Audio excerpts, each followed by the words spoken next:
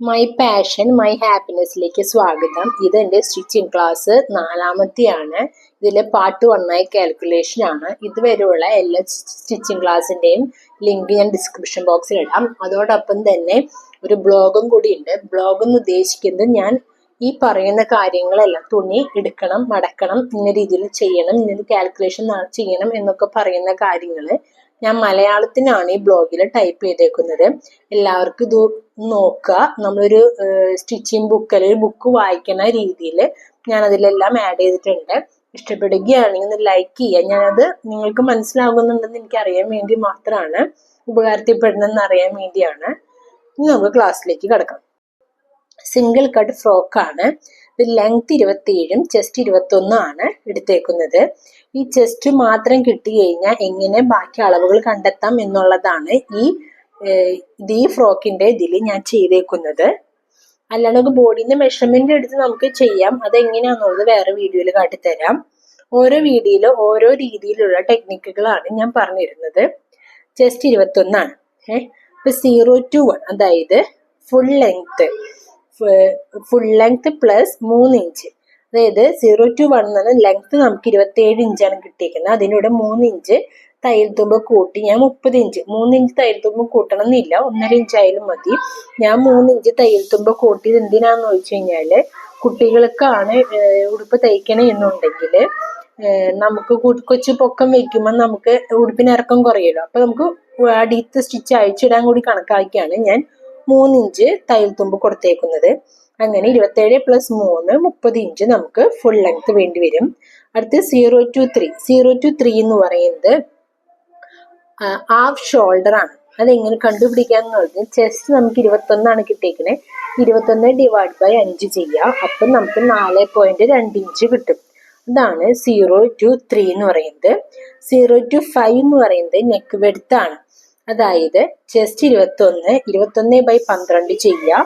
അപ്പം നമുക്ക് കിട്ടുന്നത് 1.25. ഇതാണ് നമ്മുടെ നെക്ക് വെഡ്ത്ത്, അതായത് കഴുത്ത് അകലം. അടുത്ത് നെക്ക് ഡെപ്ത്, കഴുത്ത് ഇറക്കം.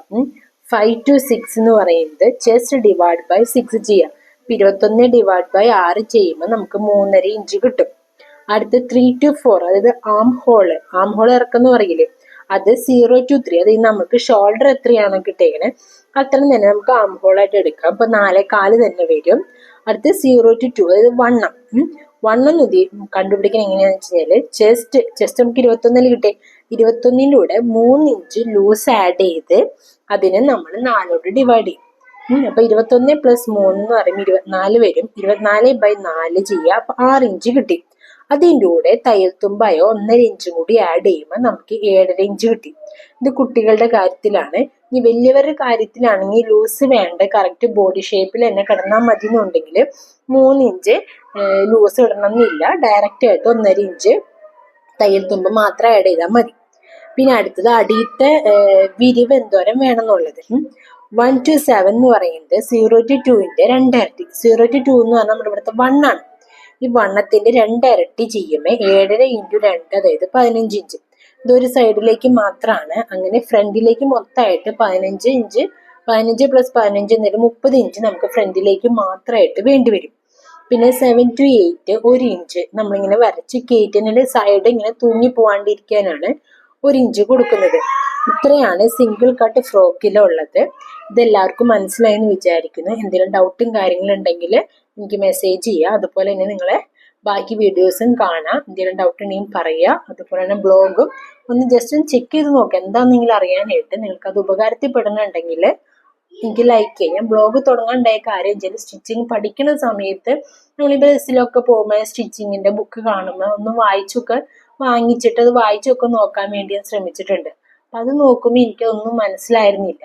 എന്നെ പോലെ ഇങ്ങനെ സ്റ്റിച്ചിങ് പഠിക്കണം എന്ന് ആഗ്രഹമുണ്ട്, ഇംഗ്ലീഷിൽ വായിക്കാൻ അറിയില്ല, അല്ലെങ്കിൽ മലയാളം മാത്രമേ അറിയുള്ളൂ, പൈസ പോയി പഠിക്കാനും പൈസ ഇല്ല എന്നൊക്കെ ഉള്ളവർക്കാണ് ഞാൻ ഈ ബ്ലോഗ് എന്ന രീതിയിൽ തുടങ്ങിയേക്കുന്നത്. ഇപ്പൊ എല്ലാവരുടെയും മൊബൈലിൽ നെറ്റ് ഉള്ളതുകൊണ്ട് ഇത് കാണുമ്പോൾ കുറച്ചുകൂടി ഉപകാരത്തിൽപ്പെടും എന്ന് ഞാൻ വിചാരിക്കുന്നു. നമുക്കൊരു ബുക്കിൽ എങ്ങനെയാണോ നമ്മൾ സ്റ്റിച്ചിങ്ങിന്റെ ഇത് ഉണ്ടാവണം നമ്മൾ ആഗ്രഹിക്കുന്നത്, ആ ഒരു രീതിയിലാണ് ഞാൻ കൊടുത്തേക്കുന്നത്. Thank you.